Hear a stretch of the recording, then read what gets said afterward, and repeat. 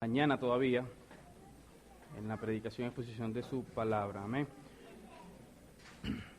Por acá hay puesto todavía, para los que están ahí parados en la puerta. Aquí hay puesto adelante y allá hay puesto también. Para que no...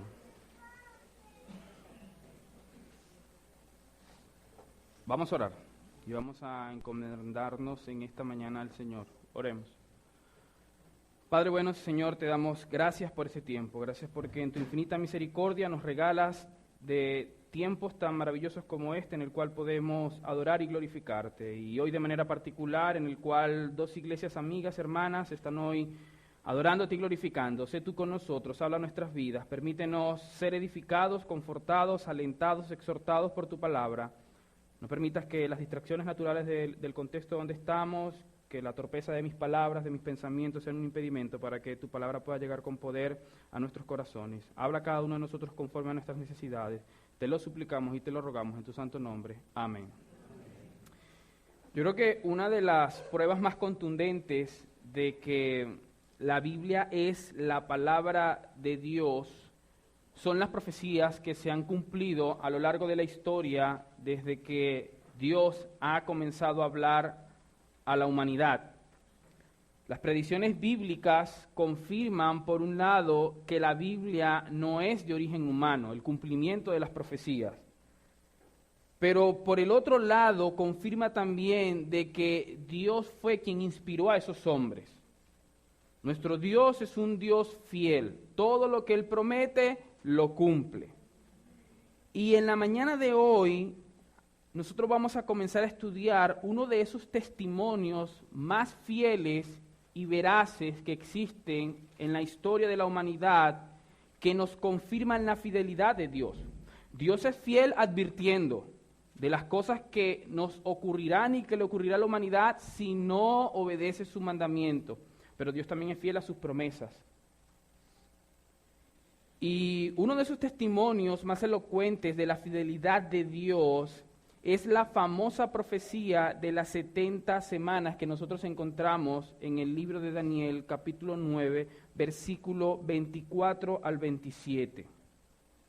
Y déjenme recordar algunas cosas aquí a modo de introducción, que esta profecía, que mucho revuelo ha causado por la dificultad en la interpretación, por el impacto que tiene, no fue sino más que la respuesta de Dios a la oración de Daniel por el tiempo que ellos estaban atravesando, estando en el cautiverio, y que Dios decidió responderle a este hombre. Los judíos fueron llevados al exilio por Nabucodonosor, el rey de Babilonia, en el año 605 a.C., y a través del profeta Jeremías, Dios había revelado que ese cautiverio duraría ¿cuánto? 70 años exactamente, y eso era lo que se encontraba haciendo Daniel, que lo leemos en el versículo 1 y 2 del capítulo 9, que ya lo estudiamos hace unos domingos atrás. Así que habían transcurrido unos 68 años aproximadamente, cuando Daniel, con solo 15 años de edad, fue llevado a Babilonia cautivo, siendo él un adolescente. Y para la buena noticia de él, ya habían transcurrido 68 años y el cautiverio estaba a punto de terminar y la ciudad de Jerusalén iba a ser pronto reedificada, igual que el templo. Y eso, lejos de causar en Daniel un pasivismo y un fatalismo, lo que lo movió fue a orar para que el Señor pudiera cumplir su palabra. Y Dios responde su oración. Tan pronto Daniel comenzó a interceder ante Dios, como lo estudiamos la semana pasada, Dios comenzó a responder su oración. Versículo 20 al 23 dice: aún estaba hablando y orando y confesando mi pecado y el pecado de mi pueblo Israel, y derramaba mi ruego delante de Jehová mi Dios por el monte santo de mi Dios. Aún estaba hablando en oración cuando el varón Gabriel, a quien había visto en la visión al principio, volando con presteza, vino a mí como a la hora del sacrificio de la tarde. Y me hizo entender y habló conmigo diciendo: Daniel, ahora he salido para darte sabiduría y entendimiento. Al principio de tus ruegos fue dada la orden, y yo he venido para enseñártela porque tú eres muy amado. Entiende pues la orden y entiende la visión. Gabriel fue enviado para dar a Daniel sabiduría y entendimiento y en ese contexto que él revela la famosa profecía de las 70 semanas, que no comenzaremos a estudiar hoy, ¿verdad? La comenzaremos a estudiar el próximo domingo, pero que les invito a que la leamos porque hoy vamos a hacer algo muy general y muy global sobre las profecías de las 70 semanas que lo necesitamos para poder adentrarnos en el estudio de este pasaje. Leamos los versículos 24 al 27. Dice así la palabra del Señor. 70 semanas están determinadas sobre tu pueblo y sobre tu santa ciudad, para terminar la prevaricación y poner fin al pecado y expiar la iniquidad, para traer la justicia perdurable y sellar la visión y la profecía y ungir al santo de los santos. Sabe pues y entiende que desde la salida de la orden para restaurar y edificar a Jerusalén hasta el Mesías príncipe habrá 7 semanas y 72 semanas, y se volverá a edificar la plaza y el muro en tiempos angustiosos. Y después de las 72 semanas se quitará la vida al Mesías, mas no por sí, y el pueblo de un príncipe que ha de venir destruirá la ciudad y el santuario, y su fin será con inundación, y hasta el fin de la guerra durarán las devastaciones. Y por otra semana confirmará el pacto con muchos. A la mitad de la semana hará cesar el sacrificio y la ofrenda, y después con la muchedumbre de las abominaciones vendrá el desolador, hasta que venga la consumación y lo que está determinado se derrame sobre el desolador. Como decíamos la semana pasada, nos topamos en este texto con uno de los pasajes más difíciles de interpretar en las Escrituras. La profecía de las 70 semanas. Es una profecía compleja, es un pasaje complejo de interpretar, como lo veremos a medida que empecemos a estudiarlo en detalle el próximo domingo. Sin embargo, a pesar de que posee cierto grado de dificultad y de interpretación un texto como este, eso no oscurece para nada el mensaje esencial que Daniel está recibiendo en este momento y que lo lleva a él finalmente a postrarse delante de Dios y darle gracias por su bendita palabra. El apóstol Pedro nos dice en su segunda carta que hacemos bien en estar atentos a la palabra de Dios como a una antorcha que alumbra en lugar oscuro, hasta que el día esclarezca y el lucero de la mañana salga en vuestros corazones. Entendiendo primero esto, que ninguna profecía de la Escritura es de interpretación privada, o como lo dice mejor la versión internacional, que ninguna profecía de la Escritura surge de la interpretación particular de nadie, porque nunca la profecía fue traída por voluntad humana, sino que los santos hombres de Dios hablaron siendo inspirados por el Espíritu Santo. Estas profecías bíblicas llegaron a nosotros a través de los escritos de algunos hombres, 40 aproximadamente de ellos. Pero lo que ellos escribieron no fue producto de su propia imaginación, no fue producto de sus deseos, de sus pasiones, sino que fueron guiados y movidos por la mano soberana y eficaz del Espíritu Santo de Dios. Y eso es lo que Pedro nos dice aquí. De modo que el producto que tenemos en nuestras manos no es palabra de hombre, sino la sola, suficiente, inerrante, infalible palabra de Dios. Eso es lo que tenemos en nuestras manos. Ahora bien, con esto en mente, yo quiero que nos adentremos a estudiar esta porción de la Escritura. Pero para poder hacerlo, vamos a dar un panorama global, una perspectiva general de la profecía de las 70 semanas, por un lado, y por el otro lado vamos a considerar el mensaje esencial de las profecías de las 70 semanas. Lo que vamos a hacer en esta mañana, en pocas palabras, es como si nos montáramos en una avioneta y antes de aterrizar en la isla, vamos a sobrevolarla, nada más, para ver cómo está compuesta. Y después, el próximo domingo, sí vamos a aterrizar y vamos a hacer las exploraciones pertinentes. Eso es más o menos lo que vamos a hacer en la mañana de hoy. Así que vamos a limitarnos a ver dos cosas en la mañana. Un panorama general de las 70 semanas por un lado y en segundo lugar vamos a ver el contenido esencial de esta profecía. Eso es lo que nosotros vamos a hacer en la mañana de hoy a la luz de estos textos que leímos en los versículos 24 al 27. Así que veamos en primer lugar un panorama general de las 70 semanas. Y mis hermanos, no olviden que esta revelación fue la respuesta de Dios a la oración de Daniel. Eso es lo que nosotros tenemos por delante. ¿Y cuál era el foco de su oración? ¿Por qué Daniel fue movido a orar? Bueno, recuerden que los 70 años del cautiverio estaban a punto de cumplirse. Aproximadamente era el año 68, desde que esa profecía se había dado. Había comenzado a transcurrir ese tiempo, faltaban aproximadamente 2 años. Y eso movió a Daniel a orar y a interceder por su pueblo, por el retorno de la nación de Israel a Jerusalén. Así que el número 70 estaba muy claro en la mente de Daniel a la hora de interceder por su pueblo.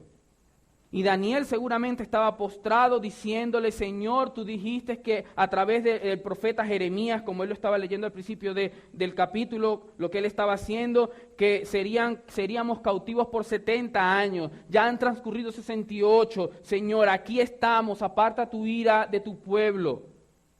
Restáuranos por amor de tu nombre. Es en ese contexto que Gabriel le revela las profecías de las 70 semanas. Le dice: Daniel, estás preocupado por lo que va a suceder en los próximos 2 años, que el cautiverio termina, pero Dios ha decidido traerte a ti y revelarte lo que va a ocurrir en un periodo más extenso de esos 2 años. Versículo 24. 70 semanas están determinadas sobre tu pueblo y sobre tu santa ciudad. La palabra que Reina Valera traduce como semana es el plural hebreo, como decíamos la semana pasada, de la palabra Shavua, que significa unidad o periodo de 7. Puede referirse a 7 días como puede referirse a 7 años. El texto simplemente dice: 77 están determinados sobre tu pueblo y sobre tu santa ciudad. Eso es lo que el pueblo dice. Un simple cálculo matemático para nuestros niños, ¿verdad? Nos puede revelar fácilmente que 70 por 7 son 490. Lo que debemos determinar ahora es 490 ¿qué? ¿Días o años? ¿Qué es lo que tenemos por delante? ¿490 días o 490 años? Bueno, por el texto es obvio que el ángel no puede estar hablando de 490 días, porque todas las cosas que ocurrirían en ese periodo de tiempo ocurrirían mucho más adelante. Y no podían ocurrir en 490 días, que serían 1 año y tantos de meses. Es cierto que muchos comentaristas y estudiosos y exegetas de escuelas de interpretación escatológica, sin importar cuál escuela de interpretación venga, reconocen que Gabriel está hablando aquí no de días, sino de años. Y eso es algo que es importante. Todo comentarista serio de las Escrituras entiende que esto se refiere a años y no a días. Así que debemos concluir que el ángel se está refiriendo a 70 unidades de 7 años, es decir, 470 años. Esos años comenzarían a correr en el momento en que fuera promulgado el edicto de la restauración de la nación de Israel y la edificación del templo. Y concluirían con la aparición y muerte del Mesías, según lo vemos en los versículos 25 y 26. Sabe pues y entiende que desde la salida de la orden para restaurar y edificar a Jerusalén hasta el príncipe del Mesías habrá 7 semanas y 72 semanas, y volverá a edificar la plaza y el muro en tiempos angustiosos. Y después de las 72 semanas se quitará la vida al Mesías, no más por sí, y el pueblo de un príncipe que ha de venir destruirá la ciudad y el santuario, y su fin será con inundación.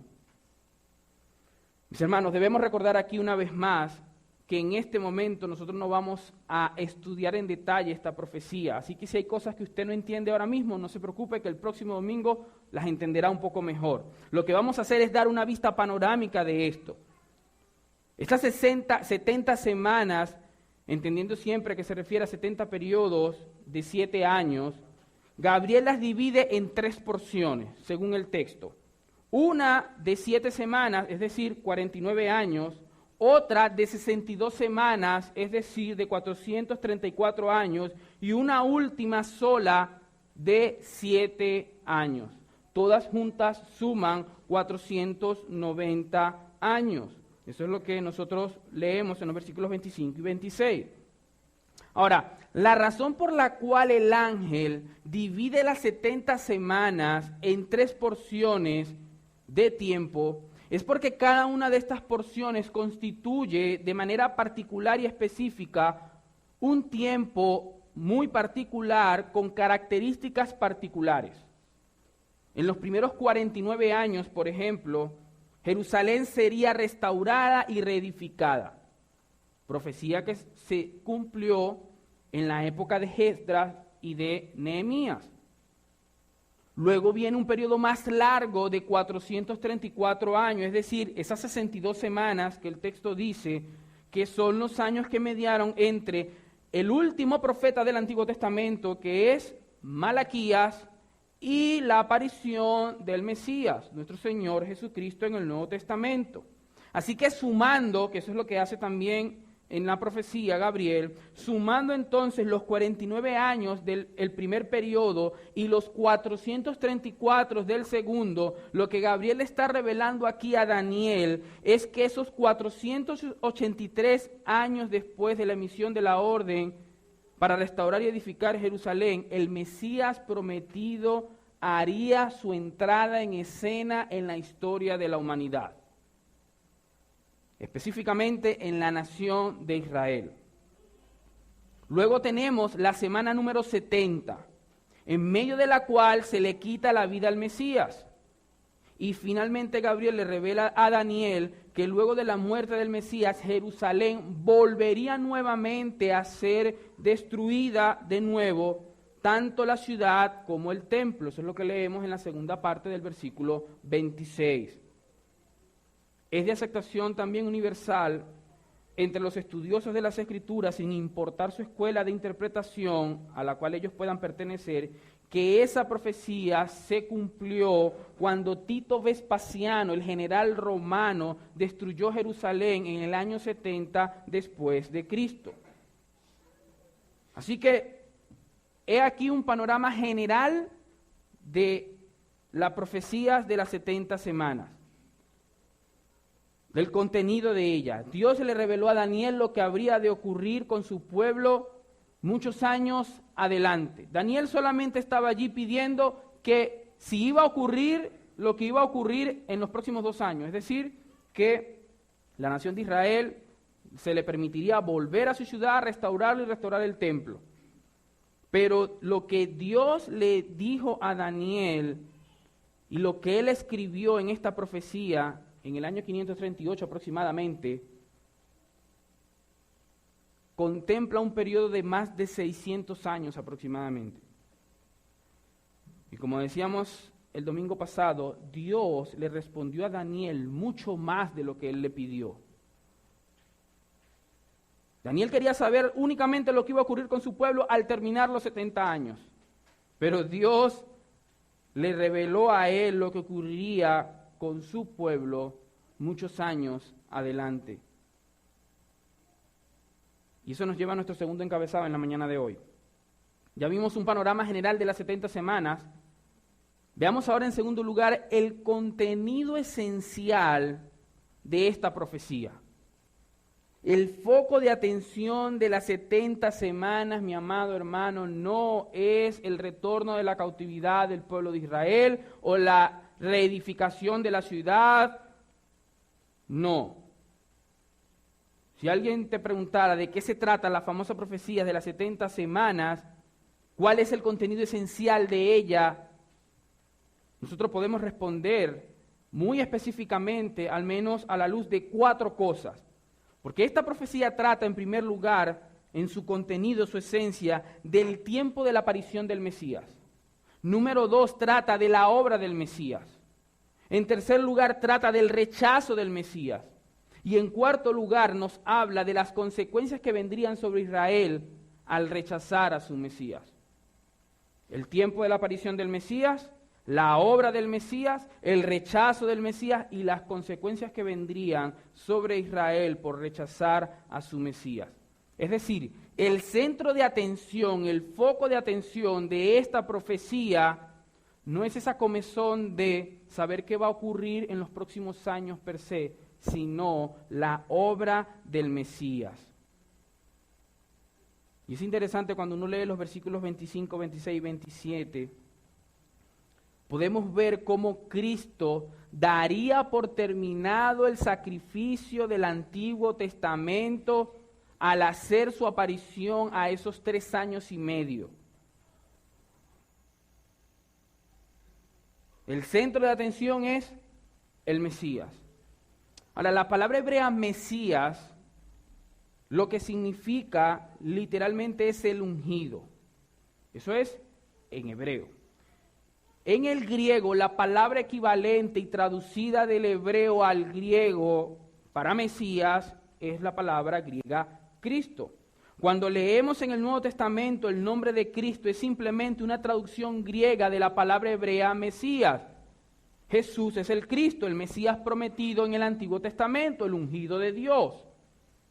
En el Antiguo Testamento, cuando un rey o un profeta o un sacerdote era colocado en el oficio, se le ungía con aceite, y esto era algo más simbólico. Pero ellos eran ungidos de Dios, ya sea rey, ya sea profeta, ya sea sacerdote. Pero cuando se habla del Mesías con M mayúscula en el Antiguo Testamento, no se refiere a un ungido más, sino al ungido de Dios por excelencia, que ejecutaría de una vez y por todas estos 3 oficios a la vez: rey, profeta y sacerdote. Este Mesías prometido era el centro, el foco de atención de esta profecía en el Antiguo Testamento.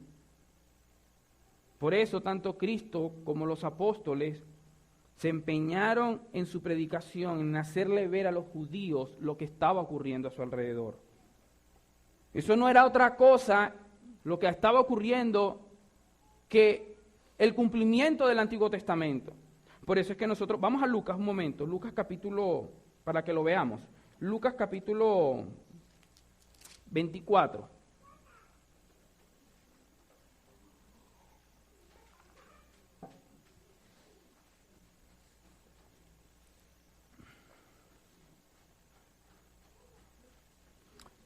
Este es el texto donde inmediatamente después de la resurrección, los discípulos, incrédulos ya allí, ¿verdad? Después de haber visto todo lo que habían visto, no, yo creí que era el Mesías y que no, lo mataron y esto se acabó y ¿qué vamos a hacer? Y estaban echando golpes de pecho.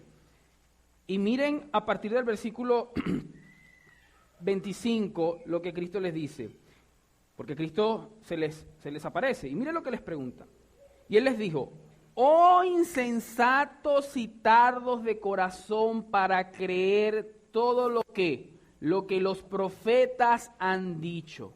¿No es necesario que el Cristo padeciese estas cosas y que entrara en su gloria? Mire el versículo 27. Y comenzando desde Moisés y siguiendo por todos los profetas, les declaraba en todas las escrituras lo que de él decían. Mire el versículo 44, una página adelante. Y les dijo: estas son las palabras que os hablé, estando aún con vosotros, que era necesario que se cumpliese todo lo que estaba escrito en mi ley, en mi ley y la ley de Moisés. Lo que estaba escrito de mí en la ley de Moisés, y en todos los profetas y en los salmos. Entonces les abrió el entendimiento para que comprendiesen las escrituras. Miren en Hechos, Pedro cuando estaba predicando, en Hechos capítulo 3, creo que es el texto. Sí, Hechos 3, el discurso de Pedro, en el pórtico de Salomón. Mire el versículo 13. Mire lo que les dice Pedro. El Dios de Abraham, el de Isaac y el de Jacob, el Dios de nuestros padres, ha glorificado a su Hijo Jesús, a quien vosotros entregaste y negaste delante de Pilato, cuando éste había resuelto poner en libertad. Mas vosotros negasteis el santo y al justo, y pediste que se os diese un homicida, y matasteis al autor de la vida, a quien Dios ha resucitado de los muertos, de lo cual nosotros somos testigos. Mira el versículo 18. Pero Dios ha cumplido así lo que había antes anunciado por boca de sus profetas, que su Cristo había de padecer. Cristo es el centro de las profecías del Antiguo Testamento. Desde el mismo instante que el pecado entró en el mundo por la caída de nuestros padres, Dios prometió un redentor. Y poco a poco Dios fue añadiendo información en su palabra acerca de este Salvador que en algún momento vendría a la tierra. Eso es lo que nosotros encontramos en Génesis capítulo 3, versículo 15. La primera información concerniente al Mesías. Y de allí Dios empieza a revelar que sería un miembro de la raza humana, que no sería un ser angelical, no, sino que sería uno nacido de mujer. Y luego más adelante en Génesis 12, Dios revela que todos los seres humanos que poblan la tierra habían sido escogidos, algunos, para que eso se cumpliese. Y es allí donde escoge a Abraham y a su descendencia. Y de allí forma un pueblo, una nación, Israel. Y de esa nación Israel nacería el Mesías. Dios hace un pacto con Abraham y le promete que en él serán benditas todas las familias de la tierra. Y nosotros conocemos por el relato de las Escrituras que más adelante Abraham tuvo 2 hijos, Ismael e Isaac. Y Dios seleccionó a uno, Isaac. Isaac después tuvo 2 hijos. Uno se llamó Jacob y el otro se llamó Esaú. Y Dios escogió uno. Escogió a Jacob. Y Jacob tuvo 12 hijos, de los cuales salieron 12 tribus, de las cuales Dios seleccionó a una tribu, la tribu de Judá. Y de la tribu de Judá, la familia de Isaí. Y de la familia de Isaí, que tuvo varios hijos, escogió a uno, a David, quien a Dios le revela en 2 de Samuel capítulo 7, que de David vendría el descendiente del cual las profecías del Antiguo Testamento hablaban. ¿Ven cómo las profecías generales, a medida que la revelación bíblica iba transcurriendo, se iba haciendo cada vez más específica y puntual, sin margen de error? Y así llegamos hasta el profeta Isaías en el siglo VIII antes de Cristo, en Isaías capítulo 7, versículo 14. Isaías anuncia que el Mesías nacería de una virgen y que sería luego llamado Emmanuel, Dios con nosotros. Y luego en el capítulo 9 de Isaías, y que va conmigo allá, en el capítulo 9 de Isaías, en el versículo 9 al 7, ratifica que el Mesías nacería como todos los niños nacen. Pero al mismo tiempo nos dice que se trataba de un ser humano que no iba a ser común y corriente, iba a ser un ser humano especial. Mira Isaías capítulo 9, versículo 6, versículo 7. Porque un niño nos es nacido, hijo nos es dado, y el principado sobre su hombro, y se llamará su nombre admirable, consejero, Dios fuerte, Padre eterno, príncipe de paz. Lo dilatado de su imperio y la paz no tendrán límite sobre el trono de David y sobre su reino, disponiéndolo y confirmándolo en juicio y en justicia desde ahora y para siempre. Y el celo de Jehová de los ejércitos hará esto. Más adelante, en el capítulo 53, Isaías escribiría una de las profecías más extraordinarias que hay en el Antiguo Testamento, que revela los detalles de la obra redentora del Mesías y sus resultados. Miren, acompáñenme allá, unas páginas adelante si está en Isaías, capítulo 53. Después de quejarse y de ver lo que le costaría esa labor, miren lo que él comienza a decir al partir del versículo 4 de Isaías 53. Ciertamente llevó él nuestras enfermedades y sufrió nuestros dolores, y nosotros estuvimos por azotado, por herido de Dios y abatido. Mas él herido fue por nuestras rebeliones, molido por nuestros pecados. El castigo de nuestra paz fue sobre él, y por sus llagas fuimos nosotros curados. Todos nos descarriamos como ovejas, cada cual se apartó por su camino, mas Jehová cargó en él el pecado de todos nosotros. Eso fue lo que ocurrió en la cruz del Calvario cuando Dios el Padre le dio la espalda al Hijo porque estaba cargando en él el pecado de todos nosotros. Angustiado él y afligido no abrió su boca. Cuando Pilato lo interrogaba y le decía, habla y di quién eres y defiéndete, te están acusando de algo que tú no hiciste. Cristo calló su boca. Como cordero fue llevado al matadero. ¿Se recuerdan cuando Juan lo estaba bautizando? Dijo que he aquí el cordero que quita el pecado del mundo. Como oveja, delante de sus trasquiladores se enmudeció y no abrió su boca. Por cárcel y por juicio fue quitado, y su generación, ¿quién la contará? No podrán contarla, porque fue cortado de la tierra de los vivientes, y por la rebelión de mi pueblo fue herido, y se dispuso con los impíos su sepultura. Cristo fue crucificado al lado de dos ladrones. Y mira lo que sigue diciendo el texto. Mas con los ricos fue en su muerte. Bueno, todos recordamos que José de Arimatea, un hombre rico, dio su tumba y pidió el cuerpo de Jesús y se lo dieron. Aunque nunca hizo maldad ni hubo engaño en su boca, con todo eso Jehová quiso quebrantarlo, sujetándole a padecimiento. Latigazos sufrió Cristo por nosotros, sus manos y pies fueron crucificados. Cuando haya puesto su vida por expiación por el pecado, verá linaje, vivirá por largos días, y la voluntad de Jehová será en su mano prosperada. Verá el fruto de la aflicción de su alma. Y lo sigue viendo porque hoy estamos nosotros aquí, amén. Y sigue diciendo el texto, y quedará satisfecho. Por su conocimiento justificará mi siervo justo a muchos y llevará las iniquidades de ellos. Por tanto, yo le daré parte con los grandes y con los fuertes repartirá despojos, por cuanto derramó su vida hasta la muerte y fue contado con los pecadores, habiendo él llevado el pecado de muchos y orado por los transgresores. ¿Se recuerdan cuando Cristo caminaba al Calvario llevando la cruz y estando allá? Oraba y decía al Padre, Padre, perdónalos, porque ellos no saben lo que hacen. Cristo orando por quienes les estaban asesinando.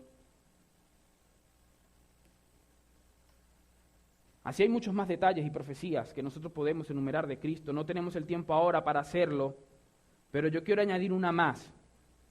Y está en Miqueas, unas páginas adelante del libro de Daniel.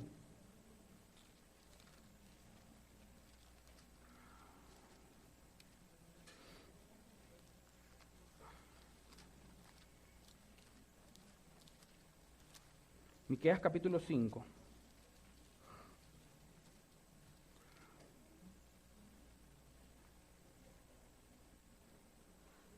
Porque en la Escritura también se reveló el lugar exacto donde este Mesías nacería.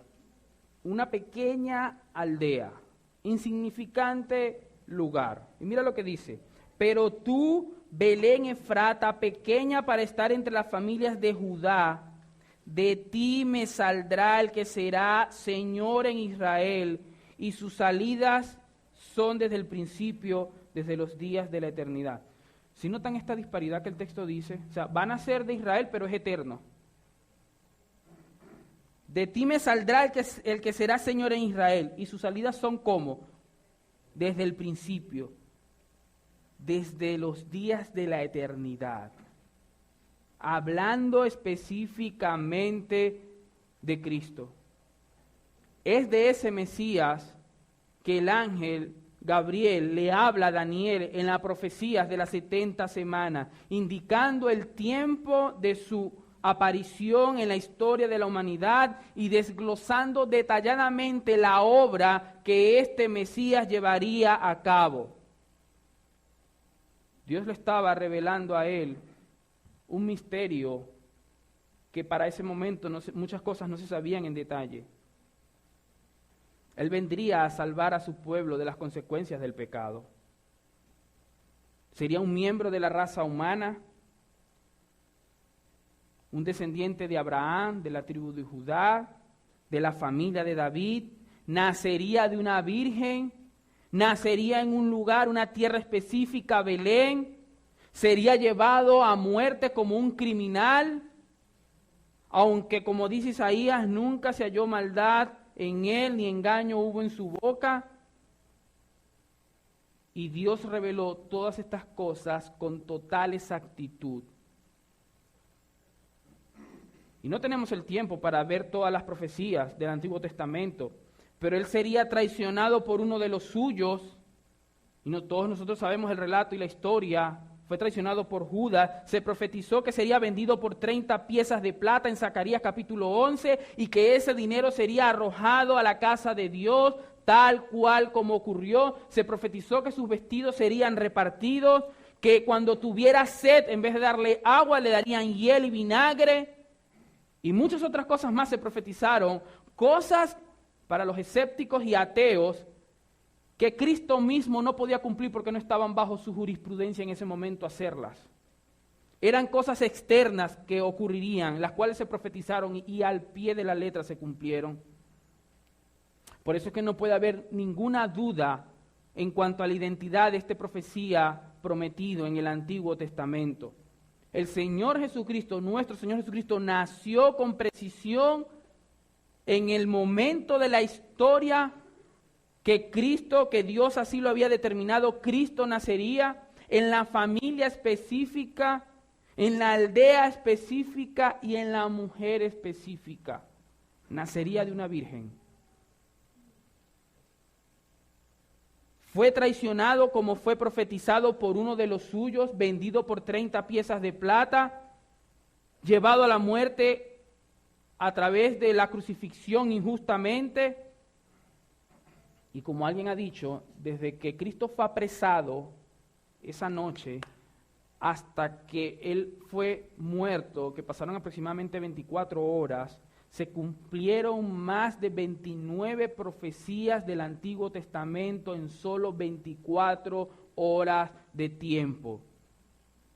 Cosas que no estaban, muchas de ellas, en las propias manos de Cristo para hacerlas, porque Él estaba siendo preso y detenido y llevado a juicio de una manera involuntaria. Pero ¿saben qué también se profetizó? Se profetizó que ese Cristo al tercer día resucitaría. Y al tercer día Él resucitó de la tumba y vio consumada la obra de salvación. Y conforme a la profecía, Él vio el fruto de su aflicción. Él quedó satisfecho, porque millones y millones de hombres y mujeres a lo largo de la historia de la humanidad han venido a formar parte de su reino, a lo largo de la historia. Y Él por eso puede ofrecer hoy vida eterna para todos. Nosotros hoy seguimos predicando ese mismo evangelio. Tenemos la convicción, la plena y suficiente convicción, mi querido amigo que nos visita, joven, niños incrédulos en nuestras iglesias, que todavía no conoces de Cristo, y no te confundas por ser hijo de papá y mamá cristiano, que tú no, y padre, no te confundas. Nuestros hijos son incrédulos hasta que ellos empiecen a ver cambios en sus vidas, genuinamente, como cristianos, pero mientras tanto son incrédulos, y somos tú y yo los que debemos velar y orar por ellos. Así que no nos confundamos. No nos confundamos, ese Cristo que nosotros creemos y predicamos ha cumplido a carta cabal todas las profecías que se han dicho de Él. Y lo que falta por venir para la historia de la humanidad se cumplirá también. El próximo domingo, si el Señor lo permite, vamos ahora sí a estudiar los elementos que componen en detalle esta predicción mesiánica tan sorprendente de nuestro Señor Jesucristo. Pero yo quiero traer al menos 3 aplicaciones a modo de conclusión en esta mañana. ¿Qué nos enseña la profecía de las 70 semanas ¿Qué nos enseñan a nosotros, de manera general, las profecías bíblicas? Pero de manera particular las 70 semanas de Daniel. Bueno, en primer lugar, nos muestra la dureza del corazón humano. Los judíos que instigaron la multitud que estaba allí diciendo que Cristo fuese crucificado, ellos conocían las Escrituras. ¿Se acuerdan cuando Jesús nació y Herodes mandó a preguntar a los escribas que dónde era que había que nacer el Cristo? Ellos respondieron de inmediato. Eso no que fueron, que déjame ya un momento, dentro de 24 horas te contestamos para ver qué, buscar en la biblioteca allí. No. En Belén sabían que nacería. Porque así lo profetizó el profeta Miqueas. Los judíos sabían eso. Y sabían muchas cosas más. Ellos tenían las Escrituras en sus manos. Ellos sabían de otras predicciones y profecías acerca del Mesías. Y aún así, sabiendo quién tenían por delante, lo crucificaron. ¿Y saben qué es lo más triste? Hoy día, todavía hay gente étnica de la nación de Israel que piensan que el Cristo no vino y están en oscuridad. Por eso, mi querido amigo, mi querido joven, no es por falta de evidencia que el hombre no cree en Cristo. No, quítate de eso, que a mí me hace falta yo poder evaluar las evidencias para creer que Cristo es el Hijo de Dios. No es por falta de evidencia, es por la dureza del corazón. Es por tu orgullo que está por encima de la verdad de Dios, que tú no quieres humillarte ante el Creador de la vida. No es por falta de evidencias sobran. Por eso decía Chesterton, ese famoso filósofo inglés, que se convirtió al cristianismo en su vida, que el cristianismo, que no es que el cristianismo haya sido probado y hallado falto, no. Como si el cristianismo fuese algo difícil de probar y lo probamos y no funcionó. No. Decía él que el cristianismo fue hallado tan difícil que fue dejado de probar, se rindieron, se abandonaron. Los hombres piensan mejor que están en sus delitos y pecados, viviendo alejados de Dios en sus caminos, como si Dios no existiese. Tienen las evidencias y no las quieren corroborar. Como el famoso abogado inglés Morrison, que escribió el libro ¿Quién movió la tumba? Dijo, Dios no existe y se lo voy a probar al mundo. Y cuando empezó a estudiar las evidencias, se convenció de que el cristianismo ha tenido todo el tiempo la razón. Y de que ese Cristo, del cual la historia de la humanidad habla, y muchos piensan que fue un gran maestro, que fue un gran señor, no, era el Dios encarnado. Y salió ese famoso libro en español traducido, ¿Quién movió la tumba?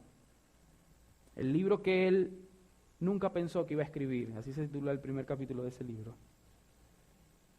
Pero mi amigo, un día está establecido en el cual no importarán las evidencias, no importará si tú en ese momento quieras entonces rendirte a Dios, porque al final de la historia humana, toda rodilla se doblará y toda lengua, antes de ser condenada en el infierno, va a confesar que Cristo es el Señor. Y eso ni tú ni yo lo vamos a detener, eso se va a cumplir. Tristemente para algunos será demasiado tarde. Tristemente. Y eso nos lleva a nuestra segunda aplicación práctica acerca de las profecías bíblicas y de manera particular de esta de las 70 semanas. Y es que profecías como estas de las 70 semanas de Daniel dejan sin excusa al incrédulo. Sin excusa.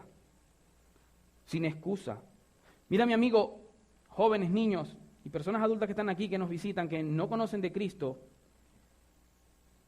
Dios se encargó de anunciar de antemano todas las cosas que habrían de ocurrir.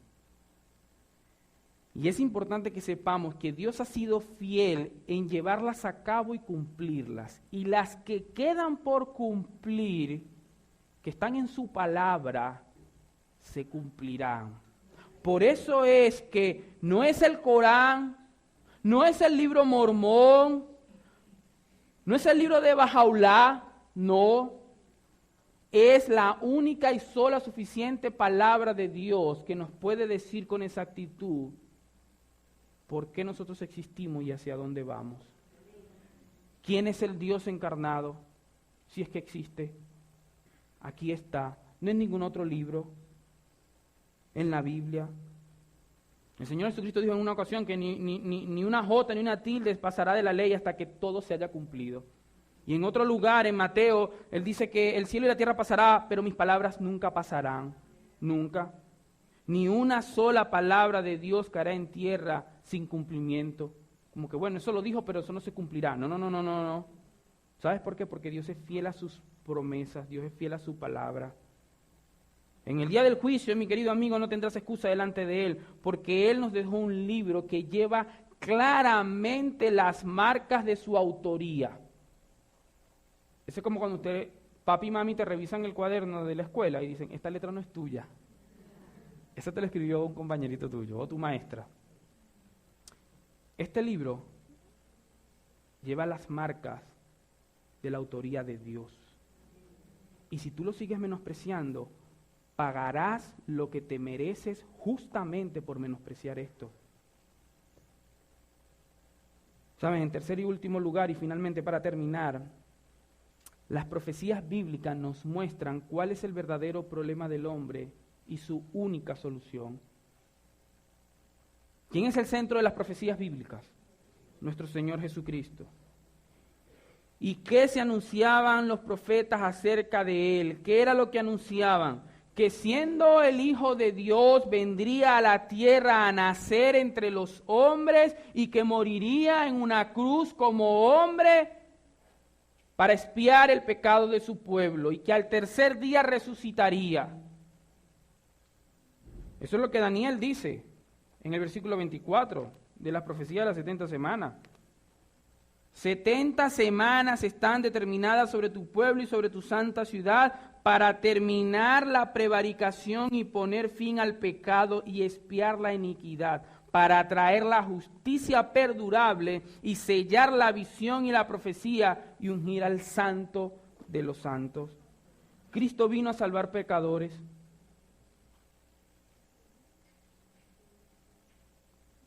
Él no vino al mundo para que todos seamos ricos y tengamos salud y bienestar. No. El problema principal del hombre no es la falta de dinero, porque entonces Cristo hubiese hecho eso, ¿verdad? Por todos los que Él muriera, una buena cuenta bancaria. Pero eso no hizo Cristo. Cristo no murió por nuestra salud física. No. Él vino a salvar pecadores, a expiarnos de la culpa. El problema principal del hombre es que ha pecado contra Dios, contra el Creador, y necesita reconciliarse con Él. Lo que el hombre necesita es reconciliarse con Dios. Él es la fuente de todo bien. Eso fue lo que Cristo vino a solucionar. Y en Él encontramos perdón de todos nuestros pecados y la reconciliación con Dios. Eso es lo que el Antiguo Testamento profetiza. Eso es parte de lo que nosotros encontramos en el Nuevo Testamento cumplido, porque en el Nuevo Testamento también hay profecías que se van a cumplir, se están cumpliendo. Por eso, mi querido amigo, mi querido joven, niño, no es tarde para que tú vengas a Cristo en arrepentimiento y fe. Es interesante cómo uno escucha los testimonios, y hace poco en nuestra iglesia, en los bautismos, gente adulta diciendo, yo hubiese querido conocer de Cristo cuando tenía 15, 10 años, 12 años de edad. Y ustedes no saben lo que tienen por delante y que están creciendo en un lugar cristiano. Pero eso no es suficiente. Crecer bajo principios cristianos. Ve a Cristo. Arrepiéntete de tus pecados. Por eso, Padre, es importante que vuestros hijos estén atentos en el culto de adoración cuando la palabra de Dios es predicada y no anden jugando por allí. Que tengan sus 5 sentidos allí.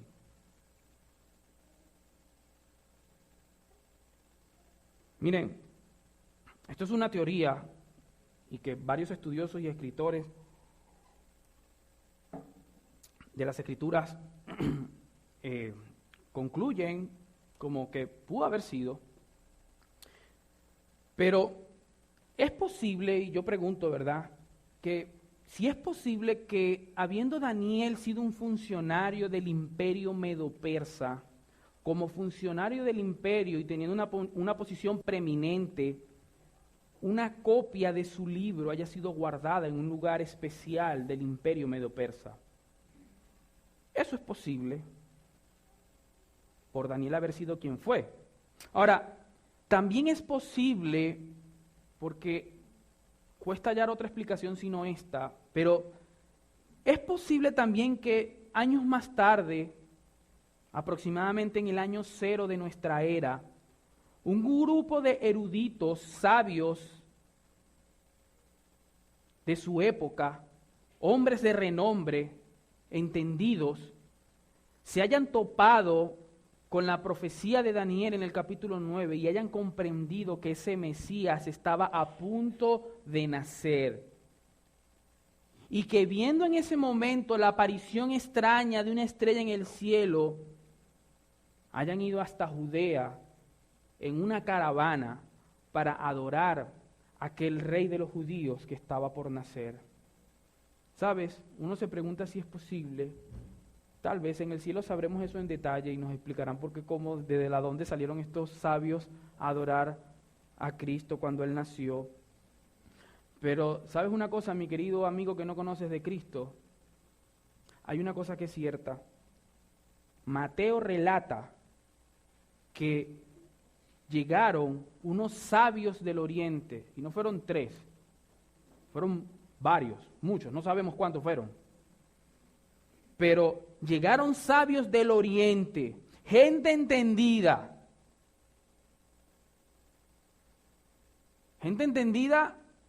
de, eso es el equivalente a ser hoy un estudioso de la astronomía. Llegaron, y dice Mateo, que ellos fueron a rendirle homenaje y tributo a Dios. Con la información que ellos tenían, porque lo que probablemente estos sabios tenían a su disposición no eran toda la ley, porque ellos no eran judíos, ellos solamente seguramente tenían era una copia del libro de Daniel. Y sabes, la fe de ellos que los movió a ir a adorar al Mesías nacido va a condenar a muchos de ustedes que hoy tenemos esta revelación completa y aún así seguimos diciendo, yo no creo esto, necesito más evidencia. Miren, mis amados hermanos y mi querido amigo, niños, jóvenes, quiera Dios que en esta mañana ustedes depongan su vida de pecado y entiendan por qué papi y mami viven como viven, anclados de Dios y su palabra.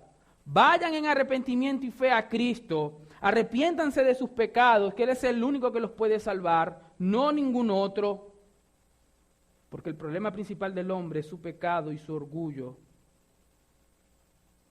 y no la falta de evidencias. Reconcíliate con Dios, reconcíliate con Dios. Si no sabes, ve a papi y mami, y si ellos no saben cómo guiarte, puedes venir a cualquiera de nosotros, pero ve, póstrate delante de Él y pídele a Dios que te salve. Porque Cristo no ha fallado, Dios no ha fallado en su plan y no fallará. Todo lo que está escrito se cumplirá. Y como lo veremos cuando lleguemos al capítulo 10, al capítulo 11, al capítulo 12 de Daniel, nosotros seguiremos viendo grandes maravillas de Dios obrando en la humanidad. Vamos a orar. Oh Padre, gracias te damos, mi Dios, porque eres bueno con tu pueblo. Gracias te damos porque en la eternidad pasada decidiste escoger un pueblo para ti. Y desde allá, desde el principio de la humanidad, hace aproximadamente 6,000 años, cuando nuestros padres Adán y Eva pecaron, tú decidiste revelar que eso no quedaría allí y que la segunda persona de la Trinidad se haría hombre, vendría a esta tierra y viviría con nosotros para vivir una vida perfecta, esa que Adán no pudo. Y hoy estamos aquí, 2000 años después que nuestro Señor Jesucristo vino a la tierra, y estamos postrados, asombrados y regocijados por lo que tú has hecho por nosotros. Oh Padre, ayúdanos como nación, ayúdanos como iglesias a vivir la vida cristiana genuinamente. Que estas cosas nos puedan dejar, como dejaron a Daniel, rostro en tierra, adorándote al único y solo suficiente sabio Dios. Ayúdanos, Padre. Señor, pero no queremos terminar de orar sin suplicarte y rogarte por todas las personas que están en este lugar que no te conocen todavía. A los que están engañados y creen que son salvos y son hijos tuyos y no lo son, abre su entendimiento para que entiendan que no pueden continuar en una vida de pecado, diciendo que creen en ti porque tus hijos no practicamos el pecado. Abre su entendimiento, mi Dios, y sálvalos a ellos. Pero también te rogamos, Padre, por nuestros jóvenes, por nuestros niños, por nuestros hijos, que aún no te conocen. Sálvalos, Señor. Abre su entendimiento. Pero ayuda también a los padres de estas dos congregaciones que están hoy aquí reunidas, a que puedan entender la urgencia enorme que tienen, no solo de vivir la vida cristiana, sino también de exponerlos constantemente a tu palabra. Este mundo, esta vida no tiene sentido sin ti, Señor. Nosotros lo sabemos y lo entendemos, pero ayúdanos a transmitir esa información, a transmitir nuestra vida de piedad, de regocijo, de gozo a nuestros hijos. Sálvalos, Señor. Y aunque no veamos esa salvación nosotros en vida, porque ellos crecerán, sálvalos, Señor, en tu momento. Te lo rogamos en tu santo nombre. Salva pecadores, Señor. Salva a nuestros hijos. En tu santo nombre. Amén.